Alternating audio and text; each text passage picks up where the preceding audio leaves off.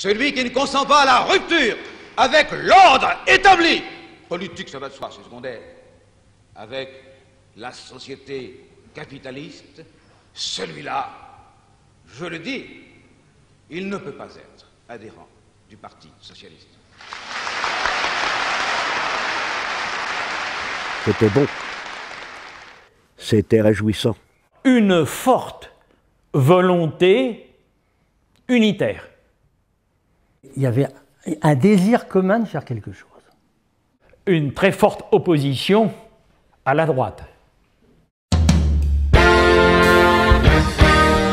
L'avant Épinay, pour moi c'est assez simple, c'est que donc dans la période, je dirais, 63-65,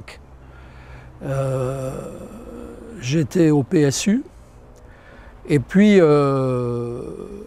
j'avais commencé à militer, là j'avais 20 ans, quoi. Mon parcours politique part de l'adhésion à un petit parti qui s'appelait le Parti du nom de la gauche socialiste et qui était composé de militants issus des milieux chrétiens, progressistes, de gens de sensibilité socialiste ou communiste, mais non membres de ces deux partis. Et de, je ne l'ai pas dit tout à l'heure, mais de membres d'associations coopératives et autres. Voilà. Donc, à cette époque-là, un des combats principaux a été la paix en Algérie. Au moment de la guerre d'Algérie, j'ai refusé la guerre coloniale. Et comme on était un petit peu obstiné dans ma famille, j'ai fait une déclaration d'objection de conscience circonstancielle, qui disait ceci: une guerre coloniale, jamais, mais si les fachos débarquent, bien entendu. Puis il y a eu en décembre des élections présidentielles. Première élection présidentielle où François Mitterrand met en ballottage le général de Gaulle. Et moi j'ai fait toute la campagne sur notre secteur de François Mitterrand. On a collé les affiches, etc. Moi j'étais à la convention des institutions républicaines de Mitterrand, à laquelle j'avais adhéré en 1965 pendant la campagne présidentielle. Nous réunissions rue de la Tour-Maubourg à Paris, et Mitterrand était donc présent, il était toujours en retard, il arrivait plus ou moins, bon. Et alors c'est là que j'ai rencontré Estier, Mermaz, Badinter, Gisèle Halimi, enfin tous ces personnages qui notoirement importants. Moi j'étais tout à fait presque un anonyme, mais enfin je les ai pratiqués pendant 1 an ou 2 à Paris sur place. Donc. Dans la foulée de la Convention a été créée la FGDS. Fédération de la gauche démocratique et sociale. Et alors la FGDS, c'était donc la SFIO, la CIR et les radicaux. J'ai milité pour la Fédération de la gauche démocrate et socialiste, et j'ai été le secrétaire général de la FGDS en Seine-et-Marne en 1967. J'ai cru que mai 68 avait échoué. Bien entendu, si on regarde les faits, les élections ont été très mauvaises après, beaucoup de difficultés pour la gauche, mais mai 68 avait gagné. Simplement, on ne s'en était pas encore aperçu. Moi, le premier, je ne m'en étais pas aperçu. Donc je me suis dit, il faut que je fasse un peu plus, je vais laisser un peu tomber le syndicalisme enseignant, où il y a suffisamment de gens dedans, et puis je vais adhérer au Parti socialiste. Donc je suis arrivé dans un Parti socialiste qui, en Seine-et-Marne, était à peu près exsangue. Et qu'est-ce qu'il y avait dedans ? Je dirais qu'il n'y avait pas 40 militants vraiment actifs et convaincus. La section de Lagny, qui regroupait tout le secteur qui sont devenus les cantons de Champs, Torcy, Noisiel, Chelles, Torigny, tout le monde était regroupé dans une seule section qui était Lagny et qui comprenait environ une quarantaine d'adhérents dispersés sur ces communes. On ne peut pas parler de nouvelles sections parce que, en fait, dans la plupart des cas, ça s'est créé, ça s'est augmenté à partir de sections existantes. Parce que soit il y avait déjà une ossature, particulièrement de la SFIO, dans certains coins, je pense à Sainte-Colombe par exemple, soit un noyau de conventionnels ou de membres de clubs, donc ça s'est plus propagé par agglomération que par création. La gauche était très divisée et on n'arrivait pas à gagner une élection, quoi, qu'elle soit présidentielle ou locale. La gauche n'était pas véritablement unie, il n'y avait pas un grand parti socialiste, il y avait toujours la Convention, il y avait le PSU à l'époque, enfin la gauche était extrêmement éclatée. Le but principal, je pourrais dire, la réunification, mais sur un projet, sur des choses concrètes et non pas uniquement des choses tactiques. Et cette démarche-là a duré encore quelque temps, puisque on est passé au travers de la Fédération de la gauche démocrate et socialiste, et ça aboutit in fine au congrès de Noisiel, congrès fédéral de Noisiel, qui a précédé le congrès d'Épinay, au cours duquel j'étais un des délégués de la fédération. Et donc la préparation d'Épinay, pour nous, s'est faite relativement facilement. Et on est arrivé au congrès d'Épinay, nous, derrière François Mitterrand, quoi. Et on pensait, nous, à l'époque, que c'était le seul qui pouvait faire l'union de la gauche, qui avait la capacité de réunir l'ensemble des forces de gauche, je dirais, depuis les chrétiens jusqu'aux communistes, en passant par les socialistes et tous les mouvements un petit peu dissidents par rapport au Parti socialiste, en particulier le PSU, et puis quelques autres formations politiques. J'ai représenté la Seine-et-Marne au congrès d'Épinay. C'était assez difficile, assez fumeux. Il y avait une forte volonté d'unité, mais il y avait aussi beaucoup de réserves quant à la personnalité de François Mitterrand. Et le problème était de savoir quels étaient les courants qui allaient s'agglomérer au congrès d'Épinay. On savait quelles étaient les motions en présente, quelles étaient les alliances possibles, etc., etc. On s'est retrouvé à défendre la motion Mermaz-Pontillon, qui était la motion de Mitterrand. Et donc, il s'est trouvé qu'en Seine-et-Marne, on était très minoritaire, parce que la motion principale, le courant politique principal, c'est celui qui était animé par Jacques Rouanette. Et Jacques représentait les poprénistes.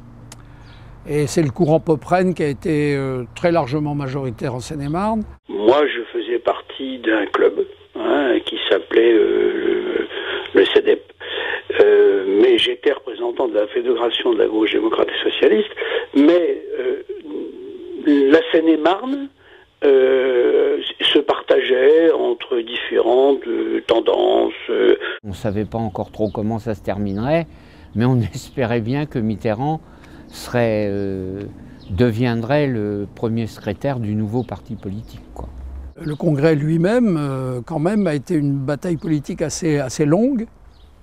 En fait, deux batailles politiques.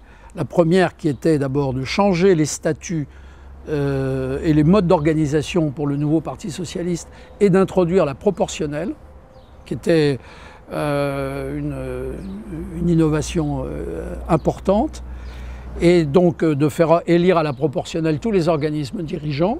Donc ça, c'était la première chose à laquelle la majorité sortante, qui était soutenue essentiellement par Guy Mollet, était très opposée. Et puis la deuxième, c'était après l'orientation politique. Et donc on s'est retrouvé après la commission des résolutions avec deux motions qui étaient chacune des regroupements.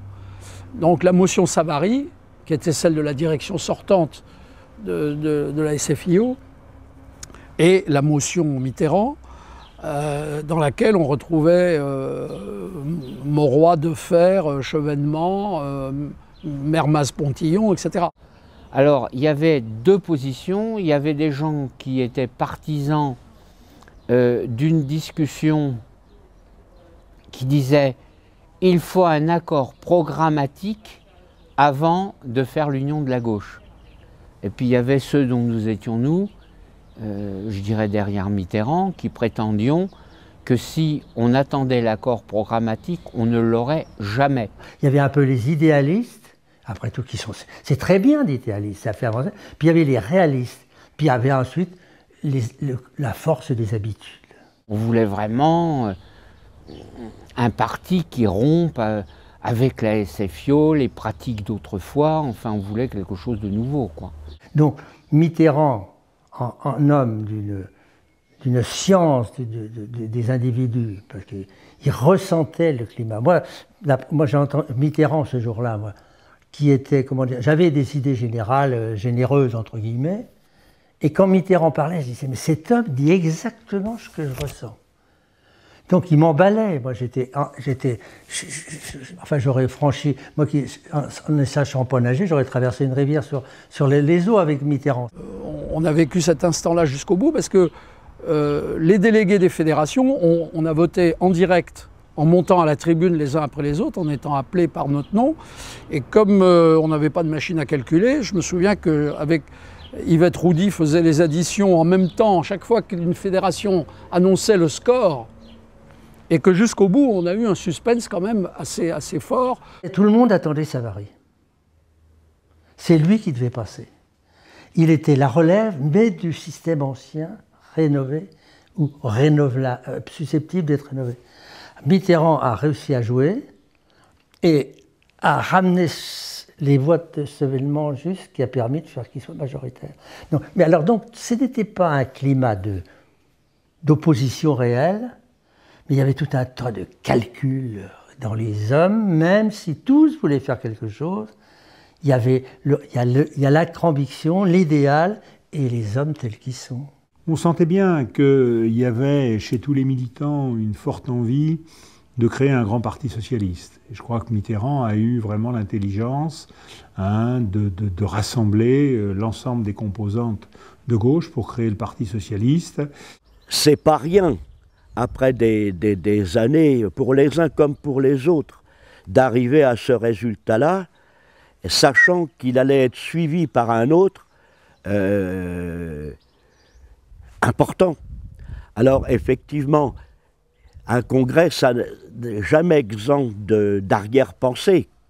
Il faut dire les choses telles qu'elles sont. Mais sur le plan général, il y a quand même un plaisir, une joie de se retrouver pour construire quelque chose de nouveau qui n'existait plus depuis longtemps. Épinay a été pour nous tous un grand moment, hein, ça a été la création du parti. On en rêvait. Je me souviens également toutes les discussions pour le nom qu'on allait donner à ce parti. Et c'est vrai, quand on voit aujourd'hui le PS, le Parti socialiste, ça paraît tellement naturel, mais c'était pas évident, hein. Il y a eu des discussions sans fin. On a inventé le point et la rose, et c'est parti. Je dirais globalement que c'était un climat plutôt sympathique parce que le travail avait quand même été commencé, déblayé. Après Épinay, on s'est regroupés, quoi, ceux qui étaient là. On n'a pas eu vraiment un afflux de militants, nous, après Épinay. Ceci étant, en 1970 est arrivée une échéance politique qui était l'élection du Conseil général. Nous étions si faibles que je crois me souvenir que nous n'avons pu présenter que 4 candidats en Seine-et-Marne. C'est venu à partir de 1972, quand Mitterrand a lancé le projet socialiste. Et là, il s'est passé quelque chose, moi, que j'ai jamais connu après dans le parti, que j'ai vécu, moi, sur le terrain. Ça a été une période où on se réunissait toutes les semaines, pendant 6 mois, pour étudier chaque chapitre du projet socialiste. Hein, la force de frappe, la peine de mort, l'interruption volontaire de grossesse, enfin, je veux dire, on a discuté tous les chapitres, et là, c'était des discussions passionnées, quoi. L'afflux de nouveaux adhérents s'est fait sur la base de l'accord qui avait été signé à Épinay entre François Mitterrand, les ex-SFIO de Gaston Defferre, le CRS, voilà. Donc à ce moment-là, une majorité s'est composée en Seine-et-Marne autour de ça, voilà. En 1973, au congrès de Grenoble, je suis devenu là officiellement premier secrétaire fédéral. Et j'ai fait ça pendant 4 ans. Mais à cette époque-là, on n'avait pas de secrétariat, on n'avait pas de local, on n'avait aucun moyen personnel, aucun moyen matériel. Tout était à construire. On n'avait pas une mairie avec nous. On avait sur la totalité du canton de Brie 2 maires qui étaient vaguement sympathisants, plus par hostilité au conseil général sortant que par adhésion. Donc il fallait immédiatement implanter le parti. partout, dans le moindre village. C'était l'âge d'or. C'était l'âge d'or parce qu'on était nombreux, on était actifs, on en voulait, et puis on avait des objectifs. Au municipal de 77, on a vraiment en Seine-et-Marne gagné énormément de mairies. Il faut dire qu'on partait de très loin, on partait de très bas. Il y a eu énormément de travail fait par des militants qui se sont réveillés, qui sont arrivés. Et puis alors il y a eu surtout sociologiquement quelque chose de très important, c'est que la Seine-et-Marne, qui était encore un pays relativement rural, a commencé à subir la poussée d'urbanisation, le transfert d'urbanisation à partir de la frange ouest de la Seine-et-Marne, donc de la petite banlieue en direction de la Seine-et-Marne. Ce n'est pas uniquement les progrès du Parti socialiste, le talent de Mitterrand, l'ardeur militante qu'on a pu déployer les uns et les autres, c'était aussi le changement de sociologie du département avec les deux villes nouvelles de Melun-Sénart, Marne-la-Vallée, etc. Et donc l'arrivée d'un électorat qui nous était quand même beaucoup plus favorable et dont on a vu les conséquences après en termes politiques, en termes électoraux assez rapidement. Voilà. Ça a renforcé bien sûr le potentiel électoral du parti parce que d'un autre côté on avait beaucoup perdu avec la disparition de toute la classe ouvrière paysanne. C'est-à-dire les ouvriers agricoles, il n'y en avait plus. Hein. Tout ça, ce qui avait été la base électorale de Chaussy, hein. Toute cette classe d'âge, cette classe professionnelle avait disparu. Donc ces mutations sociologiques et géographiques ont été extrêmement importantes pour renforcer le parti. La Seine-et-Marne est vraiment entrée en région parisienne à cette époque-là. Un espoir est né de porter les couleurs de la gauche sous la bannière du Parti socialiste. L'aboutissement de 15 ans d'espoir, de bataille, l'aboutissement d'un effort collectif pour arriver à retrouver une unité autour de la notion de social-démocratie. Voilà. Il fallait arriver à faire en sorte que tous ceux qui venaient du christianisme social, par exemple, tous ceux qui venaient du Parti communiste, du trotskisme, de l'ex-SFIO, retrouvent un langage commun. Donc 1971, ça a été, en dépit des clivages qui se sont manifestés par la suite, ça a été en fait cet aboutissement-là. Voilà. Il y avait une fraternité dans ce parti. Hein, on se connaissait bien, on se respectait, on était vraiment, comment je dirais, des compagnons de route, quoi. On n'était pas des gens qui ne parlaient pas à celui-là parce qu'il n'était pas du même courant, ce que j'ai connu après, quoi, et que j'ai toujours détesté. Parce que moi, je me sens avant tout socialiste, même si j'ai toujours été mitterrandiste, mais je ne voulais pas le rejet des autres. Et ça a été une des forces de Mitterrand. Il a quand même su donner sa place à chacun dans le parti.